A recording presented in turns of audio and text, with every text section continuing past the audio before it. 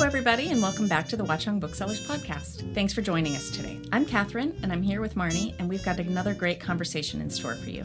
Today we have two writers who write about very different subjects, but both do what all writers need to do: promote, promote, promote. Writers Henry Neff and Cindy Spiegel will share their insights into how they keep the publicity ball rolling long after the pub date has come and gone. Guess what? It's hard work. Let's introduce them. Henry Neff is the author and illustrator of 7 fantasy novels, including the 5-book Tapestry series and his upcoming adult debut, The Witchstone, which releases on June 18th. His work has received critical acclaim, won multiple awards, and has been translated into nearly 20 languages around the world. Henry lives in New Jersey with his wife, 2 sons, and a pair of rescue pups. And Cindy Spiegel is a sought-after speaker and the best-selling author of 2 books, Micro Joys, Finding Hope, Especially When Life Is Not Okay, and A Year of Positive Thinking, Daily Inspiration, Wisdom, and Courage, which sold nearly 300,000 copies in the United States and has been translated into multiple languages. She lives in New Jersey with her husband and 2 overly particular cats. Enjoy the conversation, and we'll be back afterwards to fill you in on what's coming up in the store.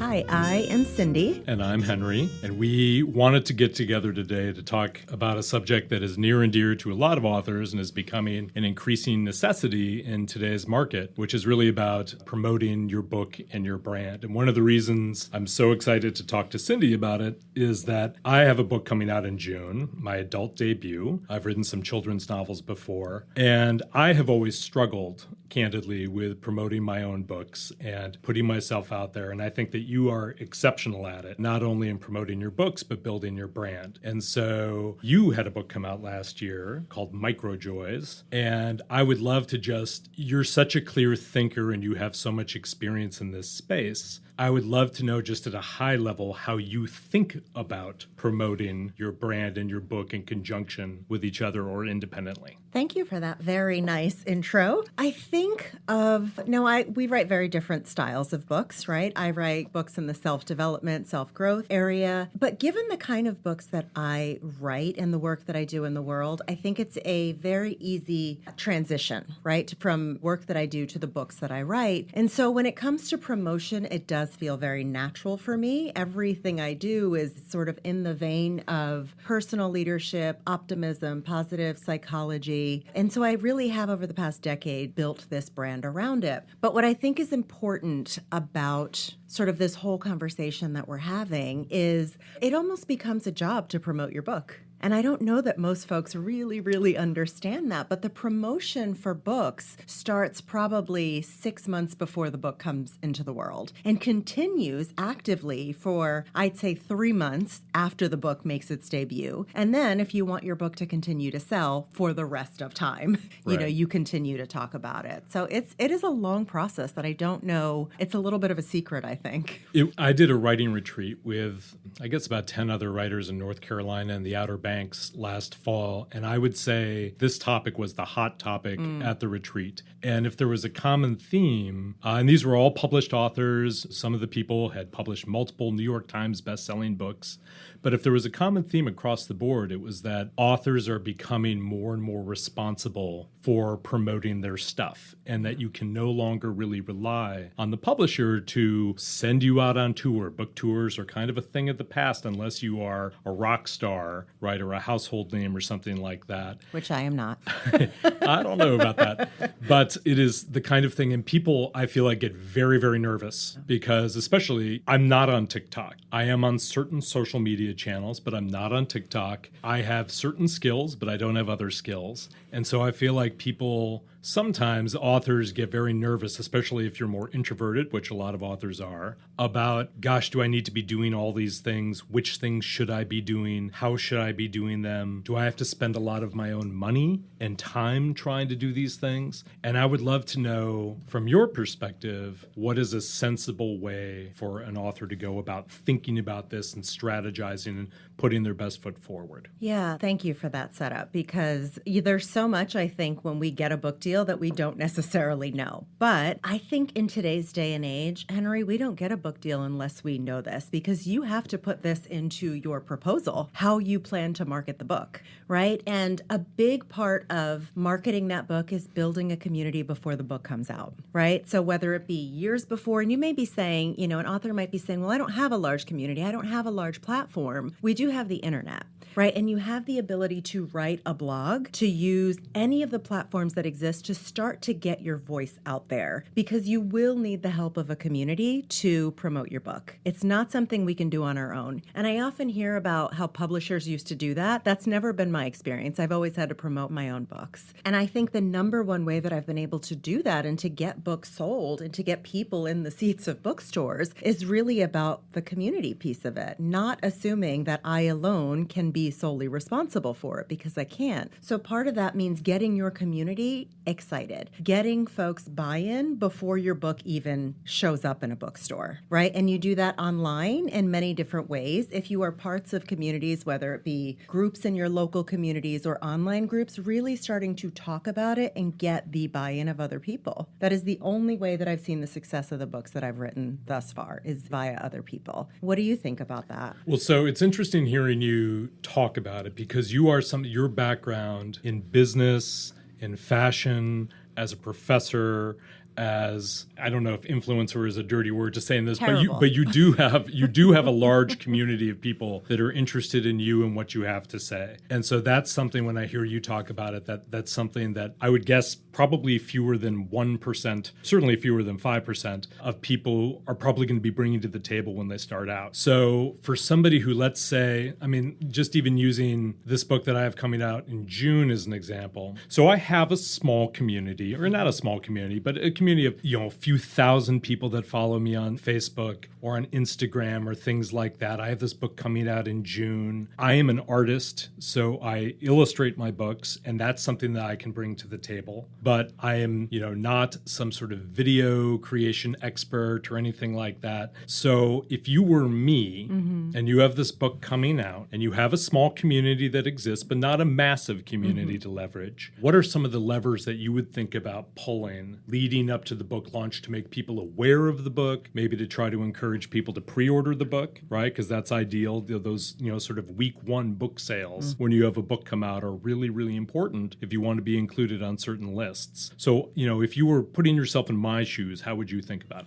So the first thing I would do, and I know everything comes back to community for me, is reach out to the folks that I know and say, hey, this is happening. Who can you connect me with to speak to, right? Because it's not just your community. It's also that extension. You happen to be an artist, an illustrator, right? So you can do all of these creative, cool things visually that I could never do in my wildest dreams. How are you using your art to promote your book on social media? How are you getting that in front of other folks that have larger audiences on social media? Something that is really quite tangible to think about now, and this is something I did early on with my book, is I hired somebody to help me with podcast PR. So where are your people? And that's not something that I know. I can obviously give generalizations and say, start to post on social media, start to send out newsletters. Yes, you're going to do those things, but you want to reach audiences beyond your current audience.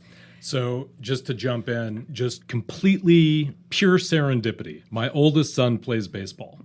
And on his team, one of his teammates' mother is the head of PR at a very large publishing house, one of the big ones. And I saw her yesterday, and I mentioned that we were going to be doing this podcast. And so we were chatting, and I was like, all right, I have this unbelievable access to this resource right here. I would be, woefully remiss if I didn't take advantage of it.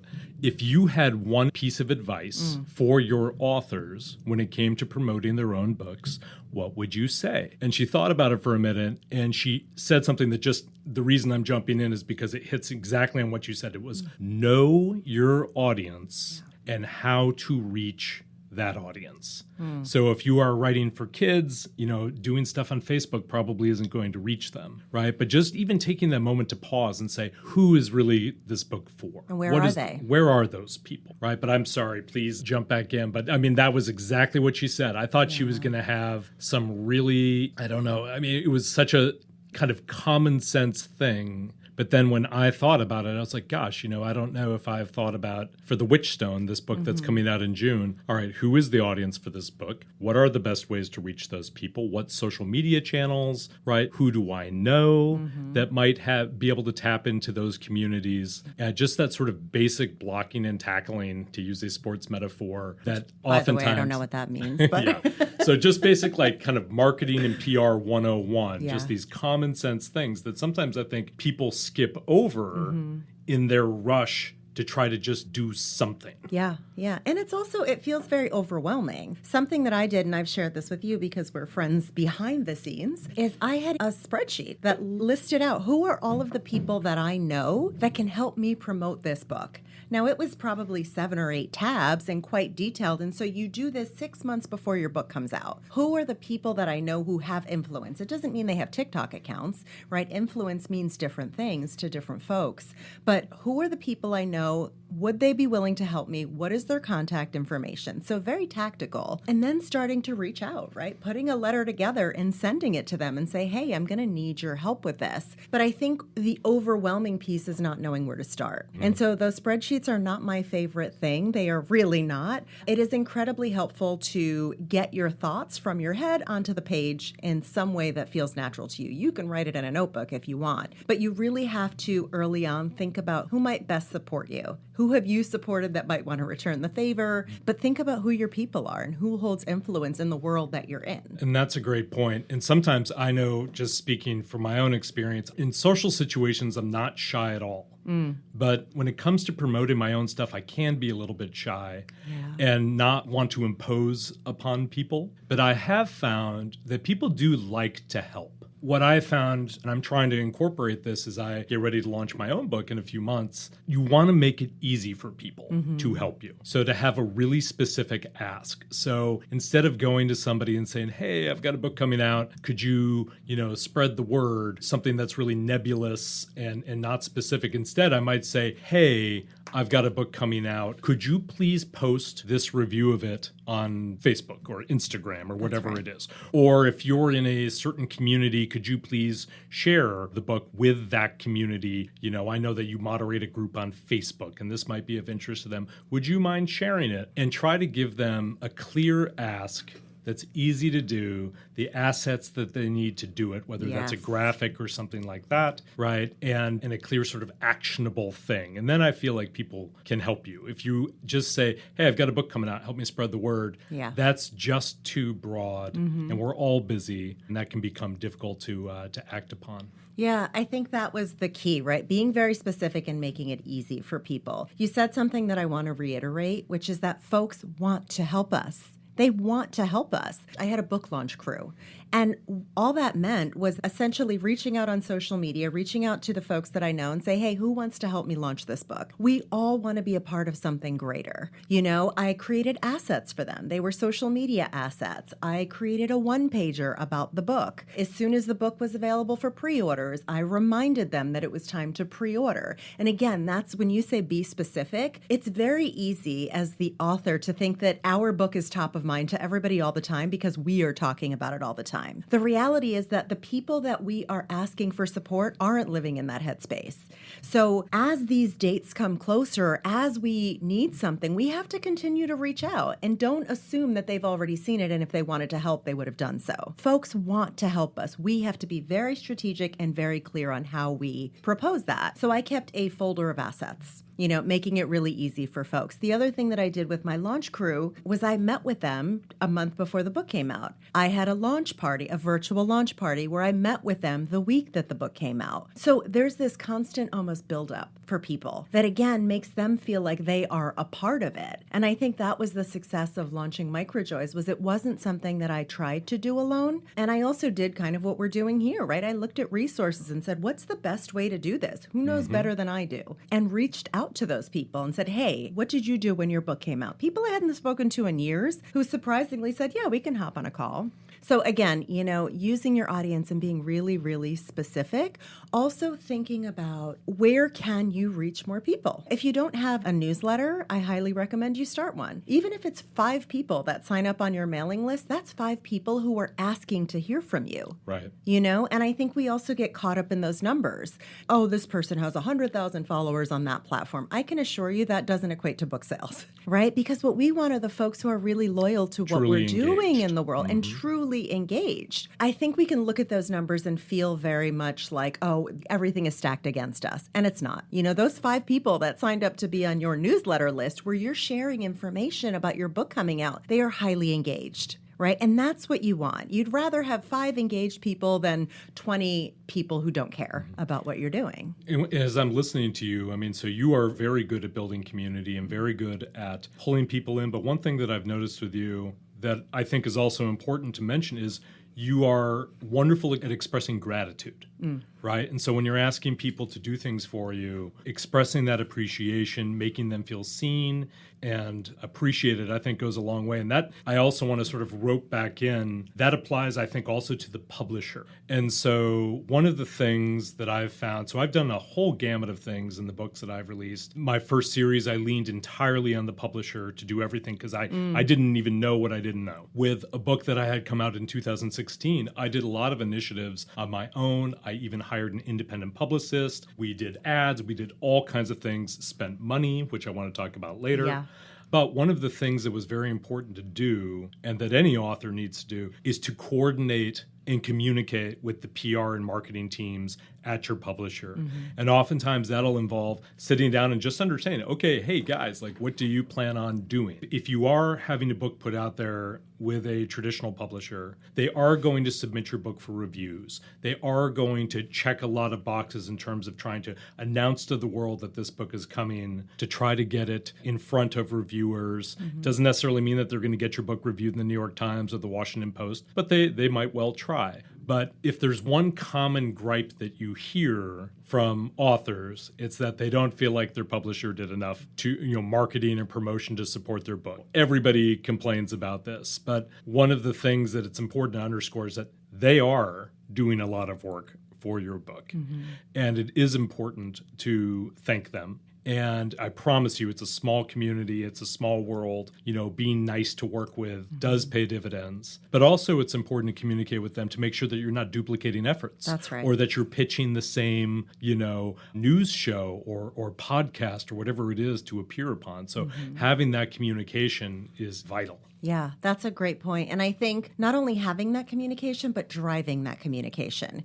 Your publisher and the PR team at your publisher, they have many books to work on, right? So if this is important to you, you have to be the driver of that and take accountability. I think there's this world that exists where folks think that the publisher is going to lead on this, and that's not the case. So I sat down with my publisher, I want to say 6 months before the book came out, and said, can we talk about what's going to be done? And I'll go back to that handy-dandy spreadsheet that I mentioned before. Who are they going to reach out to? What podcasts? What media outlets? Now, you're going to do it on an individual perspective, right? But getting that information, I was able to tell very early on that the kind of podcasts that I wanted to get on to talk about microjoys were not necessarily going to be the strong suit of my publisher to reach out to them. So I hired someone separately to do that. But you only know that if you're driving that conversation, right? Again, like they're working on many, many books. You have to prioritize your book. They are going to do the best they can, but it really is our job to be aware of what they're doing and don't make it difficult for them, which Right. I can't say that I've always not made it difficult, but there is a sense of the same way that we want the folks who are helping us promote our book in a more traditional sense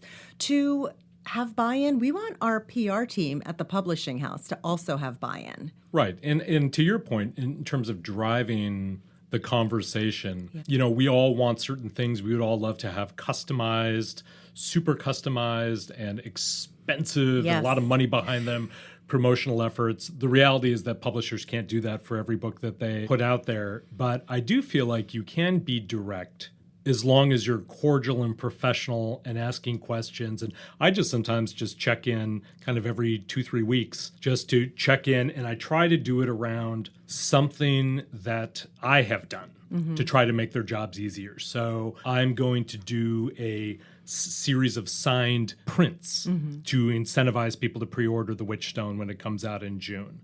And I just did an animated asset that I'm going to be putting out on social media, but I want to make it available to them as well in case they want to take that and put it out there. So if you can help yourself and create things on your own, you can also use that as an opportunity to communicate with the PR and the marketing teams, right? And work in conjunction to help each other out along the way as you're building toward that book launch. And that goodwill goes a really long way because your PR team wants to know that you are in this with them, right? So you sharing assets with them, whether they use it or not, there's a feeling that, okay, we're both doing this. Again, like we are in this together. Thank you for sending that over. And you know, a general rule of thumb that I have everywhere in life, but especially here, is don't be a jerk. That's not what I was going to say, but don't be a jerk. Don't be a jerk to the publisher. Don't be a jerk to your community. And what I mean by that is common decency goes a really long way. When somebody goes out of their way to help you, when somebody books something for you, no matter how big or small, you do have to show that appreciation and gratitude because that's how you really start to build this sense of ownership, or other people can build this sense of ownership around your work, which is, I think, ultimately the goal. And just to go back for a second, the sort of touching base with your publisher, I think that 6-month prior meeting that I talked about, you want to, if you're having this with your publisher, start to lay out a timeline. When can you expect to hear back from them, right? Rather than you needing to sort of prompt that, it's like, when can I expect to hear back from you? Have that stuff written down, whether it be in your spreadsheet or somewhere else, so that you're both speaking the same language and using the same tools.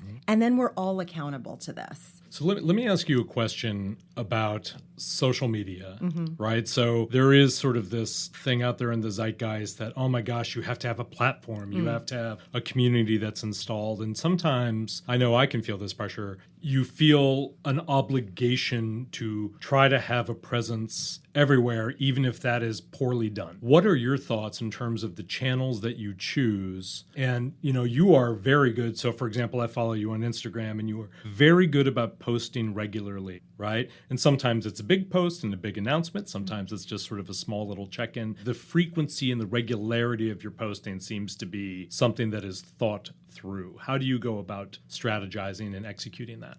I wish I could say that that's true, but I'm glad it appears that way. What I will say is it was much more strategic around book launch. You know, the thing about social media is that if you ask your publisher, they want you on every platform. Their job is to sell books, right? So the more places you can be, the better. Everyone should not be everywhere. I have an entire deck that my publisher put together for me telling me to get on TikTok. I have not gotten on TikTok. You know why? Because I would not enjoy that. If you're on every platform halfway, you're not doing anything well. The idea is, where are my people and where can I connect with them naturally? For me, that's Instagram, because I've been building a platform on Instagram for 10 years. So I don't have a large platform, but I have a loyal community on Instagram. And I think for me to have then, in the middle of all of this, tried to start a new platform or learning how to use a new platform, it would not have done anything for me. And I think we all have to consider that. Again, where are our people? This is not the time to learn to use a new platform. That is my opinion. This is the time to go in deep where you already are and where your people are. It is overwhelming to think you have to be on every platform. Somebody just messaged me today and said, hey, there's this new platform. Do you want an invite? And I thought, absolutely not. I don't want an invite. I don't want to be anywhere else. Right. You know, the other thing you mentioned was about consistency. When you have a launch and you have this book coming out, you really need to, for yourself, get clear as to how often you are willing to post. Listen, a publisher is going to want you to post multiple times a day. Are you willing to do that? And again, our books are different, right? I'm self-development, self-growth. What felt natural for me was to post every day leading up to the launch. Now I would say I post once every 2 weeks. People want to hear from you. It is our job to give that to them, but that doesn't mean we have to do that forever and ever and ever. So as I think about these things, there are times when I'm doing things and I'm like, gosh, this is in my wheelhouse. Yeah. And there are other times when you're like, I feel like an imposter, right, trying to do this. So if I was to do TikTok videos, I would feel like an imposter. If I choose to post a time-lapse drawing that I've done about something, that is authentic. That is who I am. That is something that's leveraging not only, you know, what I'd like to think of as a strength, but also my real authentic interest in something. And I think authenticity is a big one. Yeah. Because, there are only so many minutes in the day and so many hours in the day. And, when you are promoting a current book, you're also not writing your next book. And so you do have to make hard choices about where you're going to put your time and your energy. And for me, especially, having 2 kids and other responsibilities, I can only afford to put that promotion time into things that I'm going to do well and that I actually enjoy. And so for me, it would be just a terrible waste of time to try to record a bunch of TikTok videos. I'd do them badly. Yeah. And it would also be taking time away from other more important things. Yeah. No, I think that's a really valid point. And in addition to that, what I might say is you don't only have to be posting about your book. People want to hear from you. And this goes back to that authenticity piece, right? Your community isn't only there to hear about your book. In fact, they're going to get quite bored if that's all that you talk about for 3 months leading up to it and 2 months after. You want to invite them into your world. And sometimes that means like, look at this shit show. There are books everywhere. There's pages everywhere. This is the behind the scenes. Like people want to be in this with you in a way that's not just the perfection piece. They want to know that like, hey, you know what? This isn't the easiest. This promotion piece, I mean, I can't tell you how many times I reached out and said, y'all, I really need you to step in again. I know I've already asked for help, but can I have you step in again? I'd like you to leave a review on the book. No one has come back to me and said, Cindy, you've been asking for too much help. Right. Again, like and people are there it's for you. about authentic engagement. Yes. Right. And having clear asks, but also I try to do things that are fun for me and are going to be fun for other people. So I've done things in the past, and I actually want to sort of dust some of these off and do them again with this book that's coming out, even though I'll probably have to tweak it because the book that's coming out is for an older audience than I've written for before. But like I once did something that was like, hey, everybody, create a Lego display of your favorite scene from the Tapestry series So that I good. wrote. And it was amazing how many people did it and how creative they were, or draw your favorite character, or doing little polls, sharing engagement. What are you watching right now? Yeah. So lately, the must watch for my wife and I has been Shogun, right? So we just watched the 9th episode last night, and we're really into that, just engaging on other things. And another big one is to celebrate other authors. Yes. And give shout outs to other people and what they're doing, and to celebrate their success, right? So, you make a great point that if your post and the things that you're putting out there are just me all the time, that gets boring quickly. Right? So striking that balance between things that are about yourself, things that are about community, promoting a product that you're trying to sell, or giving shout outs to your peers. That's right. Right? That's a nice kind of menu of things that you can talk about. That's right. And that pulling in other people part is, again, really, really important, because inadvertently what happens is that folks want to reshare that. And that is only going to help you. So from a very tactical perspective, do you need to have a platform? I think ideally. But if you don't, absolutely start now. Start to build that. And a platform doesn't mean 100,000 people. A platform might mean 5 people. Maybe that means that you're starting to write a blog, that you're posting on Substack. But you do want to start doing that now. If you don't have a newsletter, start to build a newsletter. Again, it doesn't mean you're going to start with the largest number, but you'll get there slowly. But start now before your book is out in the world. Decide what your PR campaign is. Work with your publisher on that campaign, right? And do that early enough that you have clarity around it so you know where you need help and you have to fill in. Let me ask you a quick question about something that I know that instills a lot of dread in writers, but they feel like it's an obligation. And I think one of the tricky things about this topic is that it's changing all the time. I mean, the ways you marketed and promoted a book when my first book came out are just wildly different than what people are doing today. What do you think about events? And when I say events, I don't mean like attending conferences or Comic-Cons or things like that. I mean bookstore events, individual events where you are the main attraction. Is that something that you try to do? Do you find that those are effective ways of promoting and selling your books? Do you mean specifically a book tour? A book tour, it could be events, just events at bookstores, libraries, doing it on your own. So it's one thing if your publisher organizes all of that for you. Sure. But I'm talking about, should an author take the initiative and put their time and resources into trying to, for example, driving around and visiting every local indie within 100 miles, or whatever it is, and introducing themselves and trying to schedule events. Do you think that that's a good use of one's time? I don't. I think, and this is what I did with Microjoys. I said, important for authors to understand and writers to understand, you do this out of your own time and your own money. What I decided very early on is I would do the 3 surrounding states. That's it. right? And I would only do one that was local. So Watchung Booksellers was the local bookstore, right? It is the local bookstore. But I was very strategic about how I would spend my time and effort. And for me, it would not have made sense to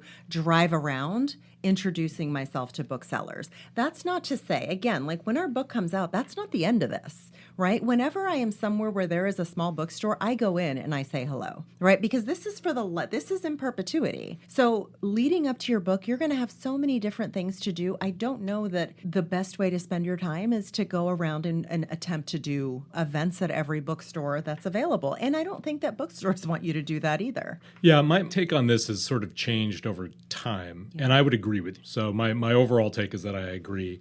I think individual events are great if you can rally a crowd, and it's going to be on you to rally that crowd. So the bookseller or the library, they will make announcements of things, and they'll do their best to support you. They're also running a retail operation. They have lots of events, right? They're not going to be out beating the bushes trying to get people to come to your event. And so if you feel confident that you can draw a crowd, by all means schedule that event. If you don't feel confident that you can draw a crowd in this particular region or city or whatever it is, there might be better ways to spend your time. And, I've had events where there have been over 100 people or even hundreds of people at an event. I also had a mortifying experience in a Seattle Barnes and Noble when I walked in and there was a giant poster of me.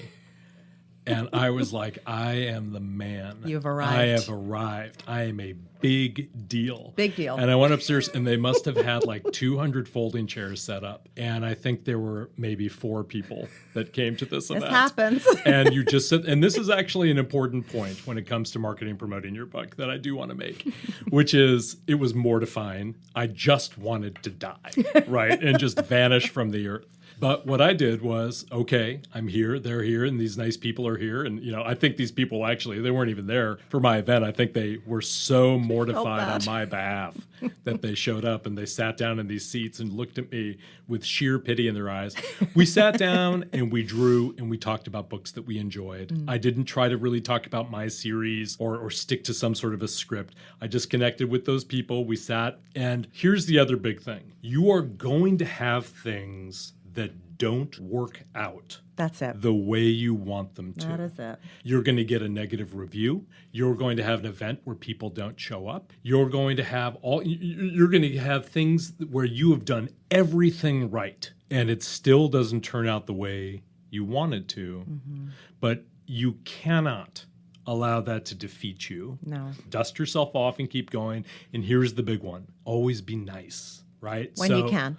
When you can. But I mean, like, it wasn't the bookseller's fault that nobody came to that event, right? And I have heard horror stories about authors berating and yelling at bookstore employees or yelling at publicists and being generally awful human beings to them because things didn't work out the way they wanted. But the reality is that we all want the same thing. That's right. To sell books. The bookseller wants people in those seats. Right? The publicist wants you to be on the Today Show or, whatever it is, right? You all want the same thing and you can do everything right, but, there's a weird alchemy to book selling. So the longer I've been in this business, the more I've come to the realization of I'm going to control what I can control. I'm going to understand that there are things that are outside of my control. And in the meantime, I'm also going to be writing my next book. That's right. That's right. And we talked about that. I was very impressed by that idea because I felt like I needed to take a break after mine came out. So the fact that you're writing your next book is pretty impressive. That sort of dreaded 1 or 2 star review that every author is going to get, they're going to happen. Right? They're going to happen. There's nothing that you or I can do to prevent it. So the idea, it's like we've just got to let it go. And though this isn't directly tied to promotion, I think it can ding our sense of self. So we want to be mindful of this when we are in the middle of promoting our book. Do everything you can within reason to not read those reviews. Those first reviews that come in, we want to go read them. And I tell you, they will have you sitting in a corner somewhere and wishing you never wrote this book. So as best you can, don't read those reviews, particularly when you are in an active mode of needing to promote the book.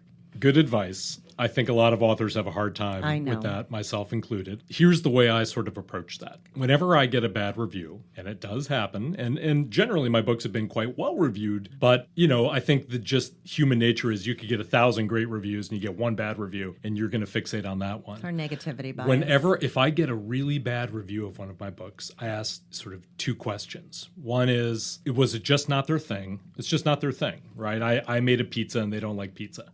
Right? And do they have any legitimate criticisms? But then the other thing that I do to make myself feel better is I go and look at terrible reviews of books that I love, of books that I just think are masterpieces. Yes. Yeah. And, the reality is that not everybody's going to love your book, and you cannot allow that to knock you off your stride. Sometimes criticism is valid and we want to incorporate it, but to your point, you don't want some early review or some negative review to bum you out so much that you no longer want to market and promote your book, that you feel almost apologetic about putting this thing out in the world. Yeah. And I don't want to spend too much time on this, but I do want to just acknowledge, when you were in the middle of promoting your book, you don't need anybody's criticism. It's not going to help you. The book's already out in the world. So if you want to do that after your book comes out, sure, be open to that criticism, but not before your book has even had a chance. Because you doing that is only going to send you reeling. You can't change it. The book is coming as is. So that criticism is not going to help you in this moment. So I think it's a matter of timing and when, if you choose to read those reviews, when you choose to do them. And by the way, here's the reality. So you can't control the reviews, but here's some facts about you when you were out there promoting a book. You wrote a book. That's it. You had an idea. I mean, I cannot tell you how many emails I've gotten from people who are like, hey, I'm thinking about writing a book. Please introduce me to your agent and publisher. And sometimes I have to bite my tongue when I get those emails. And I just say, that is fantastic that you have thought about writing a book. Please contact me when you have a manuscript and we can talk more. And the reality is that only 10% of those people are ever going to sit down and start writing that book. And only 5% of those people are ever going to even get close to finishing it. Yeah. Right? So to have written a book and to put it out in the world, just take a bow. It doesn't matter what the review. You have undergone this, you've taken on this huge challenge and put it out there. And sometimes, myself included, you have to stop and remind yourself of that, right? That's a big achievement. And you want to celebrate that and keep that celebration front and center in your mind. 100%. So let me ask you this. As you have, The Witchstone is coming out in just a few months. Are you going to do a book tour? I'm going to do selective events. Okay. So I might do some things in Chicago, which is where I'm originally from, and I can rally a crowd in Chicago. I lived in California for 10 years in San Francisco in the Bay Area, so I might do some events out there because, again, I'm confident that I can rally a crowd in those places. We're going to do an event here in Montclair at Watchung Booksellers on June 19th, and you and I are going to be in conversation at that event, which I'm really excited for. And I'm also going to do something here at the Montclair Library because I'm involved with the library. I'm on the board of the Public Library Foundation. So I'm trying to be selective about that. Where I'm really putting a lot of my energy is in trying to drum up pre-orders. I think that is a very important and good thing and a sort of an actionable thing that an author can do. So I am doing these prints that I mentioned. I've been creating some animated assets that I can use because that's something I happen to like to do. I also, to your point about newsletters, I do have a mailing list of people that have signed up to hear from me that is probably 3,000 or 4,000 people. It's not huge, but it's not nothing. But it's not nothing. And that is an under-leveraged asset. And so I want to be sending out a newsletter probably every 3 weeks or so between now and launch. And what I want to do, there's a woman named Jane Friedman who is a writer who publishes a lot of free resources. She's a publishing professional. And I have found that her newsletter I really read when it arrives because there's always something that is a real benefit to me. And so I want to think about that when I send out my newsletters so that when people get them from me, it's not just, okay, here's my obligatory thing. Yeah, about There's my book. something in here you want to see because it's going to be neat or interesting or new or unexpected or whatever it is. So I want to give some thought to that. So lots of activity, but I'm also not letting it consume me. Yeah. I could run myself ragged between now and June and then after June, trying to promote this book. maybe I'll move the needle a little bit, but I also need to be writing my next book as well. And so I look at all of this stuff as a learning opportunity. I try to have fun with it. Yeah. But if you were to have one sort of piece of advice, right? So as we sort of try to sum up and think about, okay, there's some things we can do pre-launch, there's some things we can do post-launch, there's a gazillion social media things out there. We want to be selective about what we do. We don't want to bankrupt ourselves in the process, all that kind of stuff. What would your one piece of advice to a new or even an experienced author trying to promote and market their book, what would you suggest to them? Well, the first thing I'd want them to know before I make any suggestions is that promotion doesn't equal sales. And sales don't equate to the kind of person you are. You are not a bad person if your Such books a don't good sell. point. There's no correlation to that. You can only reach who you can reach. There's a statistic that I read that says only about 7% of books will reach 10,000 copies sold in their first year. Less than 33% of books will sell, I think, 1,000 copies in their first year. So I think we see things like New York Times bestseller, and we hear all of these things thrown around very casually. It's very, very rare. So do not allow your promotion to don't assume that that's going to equate to your sales, and don't allow your sales to shift who you think you are or how talented you are, because those things, there's not a direct correlation to how many people buy your book and how talented you are. With that said, if there were one thing that I think every author needs to be doing before their book comes out is really utilizing your resources to tap into your community. That spreadsheet, call it a one-pager. Who are the people that you know that can support you? Because you alone cannot sell your book. You really need the support of others. And please don't make that be about the numbers. I have 10,000 people who can support me. The list that I put together was about 22 people. Right? 22 people. That's who I had on that list of these are the folks with influence that I know can help me. And then you start to build that circle out. But be mindful as soon as you can to start building a community and rallying people behind your message, whatever the message of your book is. How about you? What might you say?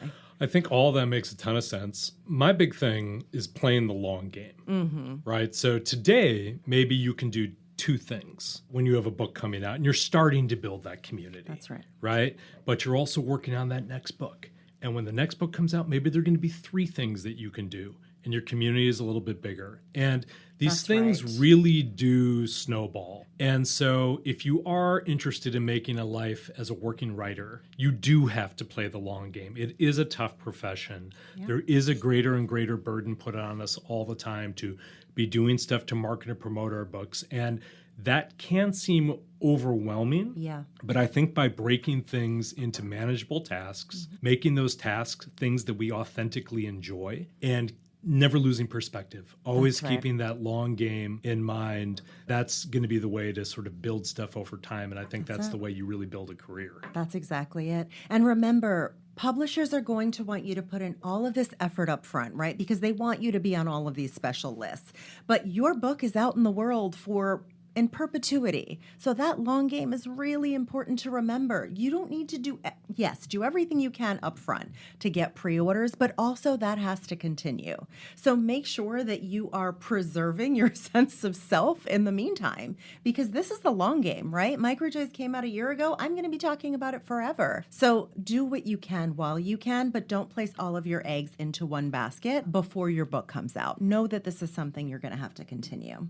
I might want to shift gears for a second. Can we talk about our favorite books? Sure, I would love to. I'm always into that. I don't know. This is the place to talk about it. Do you have favorite books as an author of fantasy novels? I absolutely do. Although when people ask me what my favorite book is, I don't have a favorite book. So I have favorite books for different moods.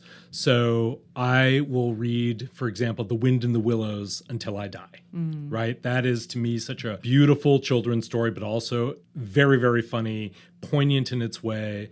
I love the Aubrey Maturin books by Patrick O'Brian, which are these wonderful historical fiction books set during the Napoleonic Wars. I love historical fiction. I love fantasy. I'm a huge Tolkien geek and a fan of The Lord of the Rings. I may or may not have been so excited to watch the Dune adaptation movies that just came out. You and I were both. I'm turning my kids into fellow geeks as well. So I have tons. One series of books that I've read recently in the last couple of years that I find myself coming back to again and again that I just think are extraordinary are the Wolf Hall books by Hilary Mantel, who sadly passed, I believe, last year. Those are historical fiction, and they follow Thomas Cromwell, who was sort of the mover and shaker in the court of Henry VIII.